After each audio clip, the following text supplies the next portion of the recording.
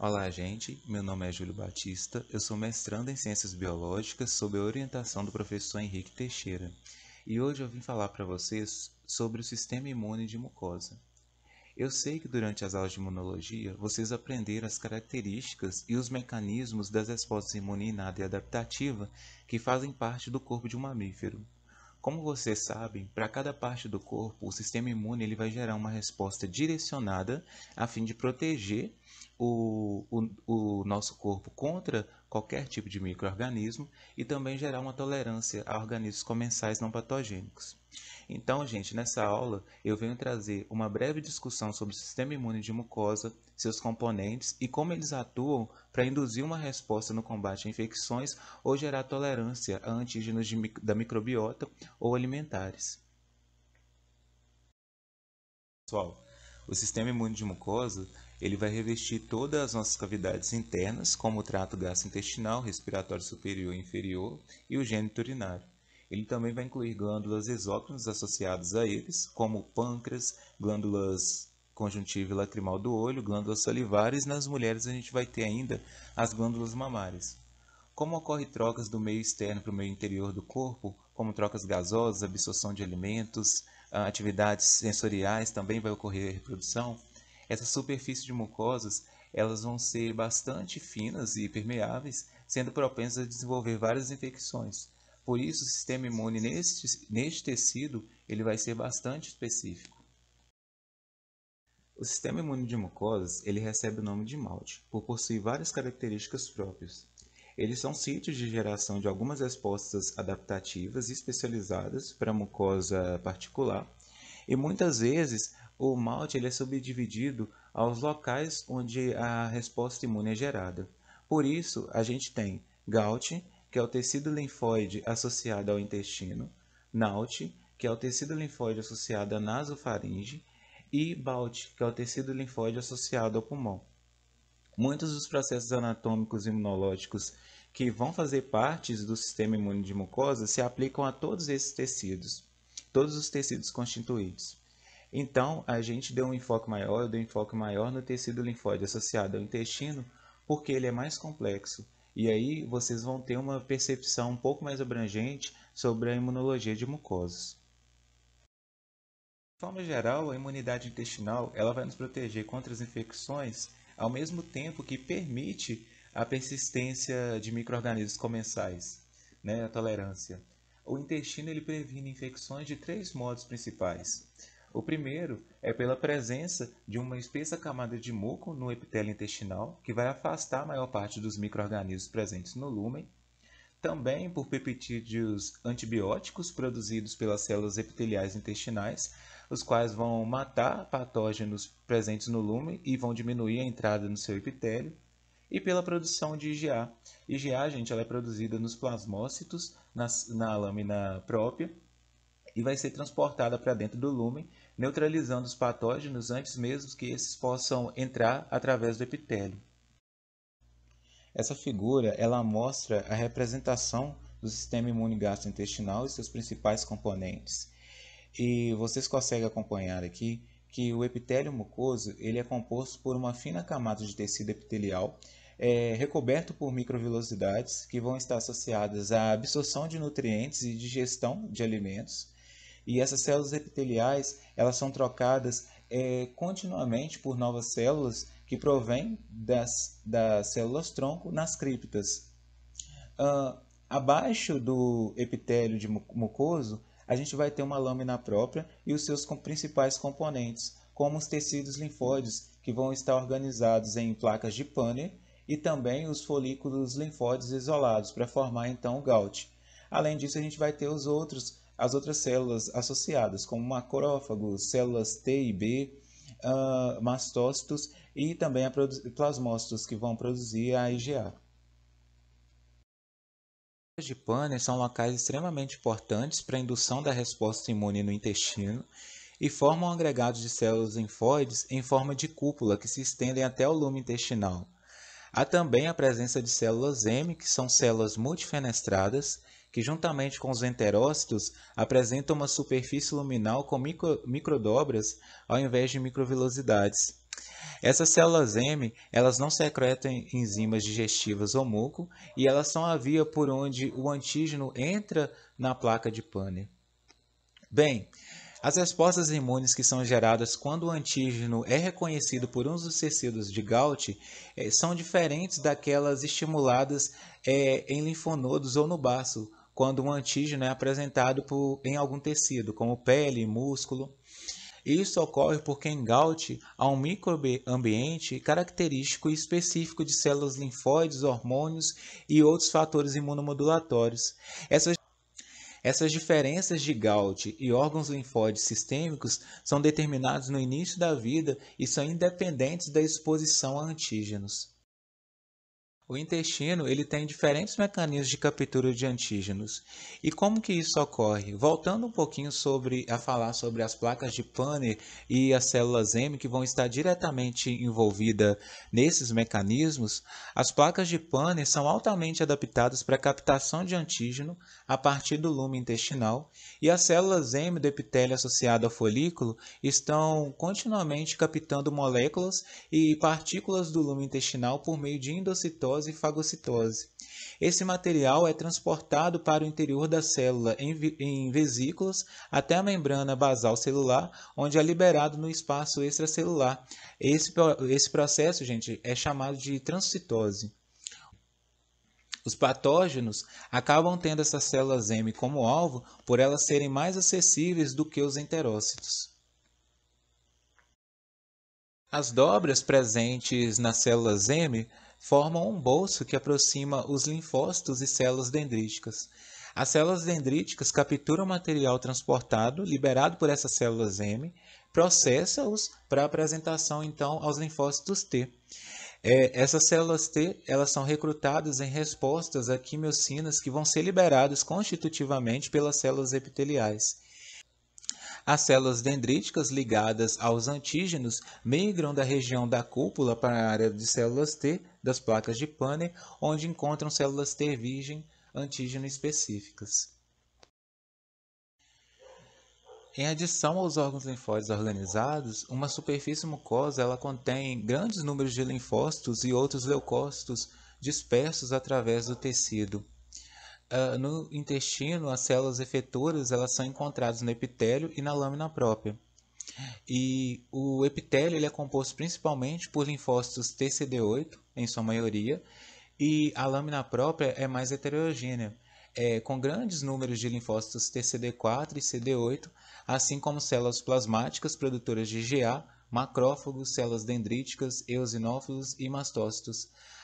As células T na lâmina própria possuem integrinas e receptores de quimiocina, CCR9, que faz com que elas sejam atraídas da corrente sanguínea para o tecido. A circulação de linfócitos é controlada por moléculas de adesão.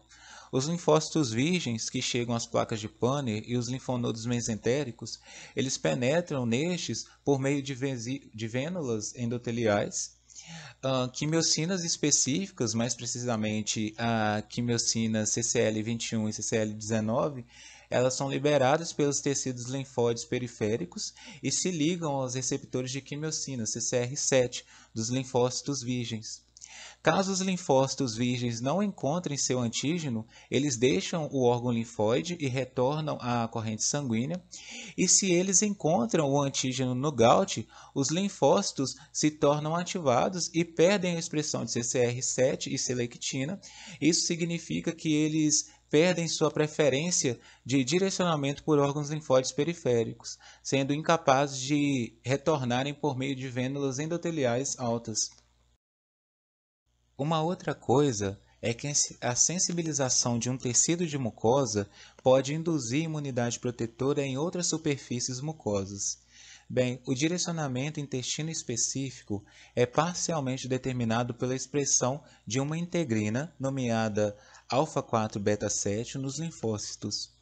Ela se liga a uma proteína chamada de MADCAM1, que é uma dresina vascular de mucosa, que é encontrada nas células endoteliais que revestem os vasos sanguíneos da parede intestinal. Essa sensibilização ela não é inteiramente restrita aos vasos sanguíneos intestinais e pode ser encontrada em outras superfícies de mucosa. Dessa forma, os linfócitos que foram sensibilizados no gout, por exemplo, eles podem recircular como células efetoras até outros tratos, né, como tratos respiratórios, geniturinário ou a mama em lactação. A principal função da imunidade humoral no trato gastrointestinal é neutralizar os micro-organismos luminais, e essa função é mediada principalmente pela IgA produzida na lâmina própria e transportada ao longo do epitélio de mucosa para o lumen. Quantidades menores de IgM e IgG também são secretadas dentro do lumen. Junto ao lumen, esses anticorpos eles se ligam aos micro-organismos e toxinas e os neutralizam, impedindo de se ligar às células do hospedeiro. Essa classe de anticorpos IgA, ela possui duas formas isotípicas, a IgA1 e a IgA2. No sangue, a IgA1 é encontrada principalmente na forma de monômero e é produzida na medula óssea por células plasmáticas derivadas de células B. Nos tecidos de mucosa, a IgA2 ela é quase exclusivamente produzida por um dímero ligado por uma cadeia J. Após a ativação e a diferenciação de células B, os linfoblastos exultantes expressam a integrina alfa-4 beta-7 de migração à mucosa, assim como os receptores de quimiocina CCR9 e CCR10. Uma vez na lâmina própria, as células plasmáticas sintetizam e secretam dímeros de IgA ligados à cadeia J e, a fim de alcançar seu antígeno no lume intestinal, a IgA secretada precisa ser transportada através do epitélio, e isso é feito por células epiteliais imaturas localizadas nas bases das criptas, que expressam o receptor de imunoglobulina polimérico em suas superfícies basolaterais. Esse receptor apresenta uma alta afinidade por IgA e transporta o anticorpo por transcritose até a superfície luminal do epitélio, onde é liberado por meio da clivagem proteica do domínio extracelular do receptor de poli-Ig. Parte do receptor clivado permanece associado a IgA e assim o anticorpo resultante é então denominado IgA secretora. Outra coisa é que o sistema imune de mucosa contém linfócitos incomuns. As células T efetoras TH17 e células T reguladoras, elas são abundantes na mucosa intestinal. As células TH17 elas se diferenciam a partir de células TCD4 naive em tecidos linfóides associados ao intestino, em resposta a antígenos apresentados pelas células dendríticas e citocinas por elas secretadas, incluindo a IL-6 e IL-23. A diferenciação das células T reguladoras específicas para antígenos bacterianos ela é promovida pelo TGF-beta e o ácido retinóico produzidos pelas células epiteliais intestinais. Essas T-regs químicas que migram para o intestino se expandem numericamente sob a influência de metabólicos bacterianos. Outra população são as células TH2, em que as infecções intestinais por helmintos induzem uma forte expressão, uma forte resposta das células TH2, as quais são efetivas na eliminação dos vermes por citocinas, e principalmente IL-4 e IL-13, que vão cooperar na intensificação da secreção de fluidos e muco, bem como a indução da contração da musculatura lisa e motilidade intestinal. Outra população também são as células TH1. Essas células são relativamente dispersas na lâmina própria sadia em comparação às células TH17 e TH2, mas elas aumentam numericamente no contexto de uma infecção hemítica e podem contribuir para a patogênese desse distúrbio. As funções dos linfócitos intraepiteliais, existem dois tipos principais de linfócitos intraepiteliais. Um dos quais são células TCD8 citotóxicas que reconhecem peptídeos derivados de vírus e outros patógenos intracelulares ligados a moléculas de MHC de classe 1 nas células epiteliais infectadas. Esses linfócitos intraepiteliais ativados reconhecem esse complexo peptídeo MHC específicos por meio do seu correceptor de célula T, com heterodímero CD8 como correceptor. Esses linfócitos intraepiteliais, eles liberam perforina e granzima que matam a célula infectada. A apoptose de células epiteliais também pode ser induzida por meio da ligação do ligante faz da célula T ao faz da célula epitelial.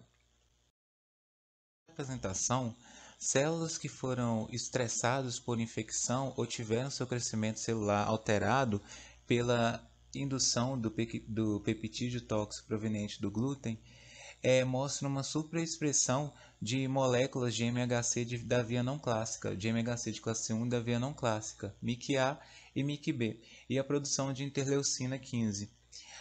Linfócitos intraepiteliais das proximidades eles são ativados pela IL-15 e reconhecem MIC-A e MIC-B por meio do receptor NKG2D. Esses linfócitos são chamados de linfócitos intracelulares do tipo B. Eles também matam as células epiteliais, liberando perforina e granzima, e esses linfócitos intraepiteliais, eles têm a capacidade de reconhecer células infectadas por meio da ligação direta de moléculas de MHC de classe 1 da via não clássica que estão presentes nas células epiteliais. Nessa segunda parte, eu vou abordar a resposta inflamatória local contra os patógenos e o desenvolvimento da imunidade protetora. Apesar dos inúmeros mecanismos inatos do intestino e da acirrada competição da flora normal, o intestino é um local de frequente infecção por micro-organismos patogênicos. Estes incluem muitas espécies de vírus, bactérias patogênicas e protozoários, como tênis e oxiúros. Esses patógenos causam doenças de diversas maneiras, mas há certas características comuns da infecção que são cruciais ao entendimento de como esses patógenos estimulam uma resposta imune pelo hospedeiro. E a chave para essa questão no intestino é a ativação do sistema imuninato. O sistema imuninato ele elimina a maioria das infecções intestinais através da ativação dos receptores semelhantes ao TOL. Entretanto, as células epiteliais intestinais não expressam esses receptores ou CD14, que é uma parte essencial do receptor do tipo TOL4, que detecta lipopolissacarídeo bacteriano. As células epiteliais também possuem sensores intracelulares que podem reagir a micro-organismos ou aos seus produtos que entram no citoplasma. E esses sensores incluem as proteínas NOD1 e NOD2, que estão relacionadas aos receptores do tipo TOL. NOD1 reconhece peptídeos expressos somente nas paredes celulares das bactérias gram-negativas, enquanto NOD2 reconhece receptores de peptídeo expressos em muitas bactérias. Receptores semelhantes ao TOL estão presentes em vesículas intracelulares ou na superfície basolateral de células epiteliais, onde reconhecem diferentes componentes de bactérias invasoras. Os receptores de reconhecimento do padrão NOD1 e NOD2 são encontrados no citoplasma e reconhecem peptídeos da parede celular bacteriana. Tanto o receptor semelhante ao TOL quanto os NODs, eles têm a capacidade de ativar a via NF-κB, levando à geração de respostas pró-inflamatórias por células epiteliais. Essas incluem a produção de quimiocinas, as quais atraem neutrófilos e macrófagos, que atraem também células dendríticas imaturas, além de possuírem propriedades antimicrobianas. As citocinas IL-1 e IL-6 também são produzidas e ativam macrófagos e outros componentes da resposta inflamatória aguda. A lesão e o estresse dos enterócitos que formam o intestino também estimulam a expressão de moléculas de MHC não clássicas, como a MIC-A e a MIC-B, e elas podem ser reconhecidas em linfócitos citotóxicos locais, os quais são ativados para matar as células epiteliais infectadas, promovendo o reparo e a recuperação da mucosa danificada. A maioria dos antígenos encontrados no sistema imune normal intestinal não são derivados de patógenos, mas sim de alimentos e bactérias comensais. Esses antígenos não induzem uma resposta imune, ao contrário do fato de que, assim como qualquer outro antígeno externo, não haverá uma tolerância a eles em virtude de não estarem presentes no timo durante o desenvolvimento desses linfócitos. Todos os aspectos da resposta imune periférica, ela pode ser afetada por meio da tolerância oral. Apesar das respostas efetoras, dependentes das células T e da produção de IgE, tenderem a ser mais inibidas do que as respostas de anticorpo IgG sérico. Assim, as respostas imunes sistêmicas mais suscetíveis à tolerância oral são aquelas que estão geralmente associadas à inflamação tecidual. Então, pessoal, os mecanismos de tolerância oral a antígenos, eles são parcialmente entendidos. Então, é provável que estes incluam a energia ou deleção de células T antígeno específicas e a geração de células T reguladoras de diferentes tipos. As células T reguladoras, elas podem atuar de diferentes maneiras, porém, as células T CD4 reguladoras, produtoras de TGF-beta, estão parcialmente associadas à tolerância oral.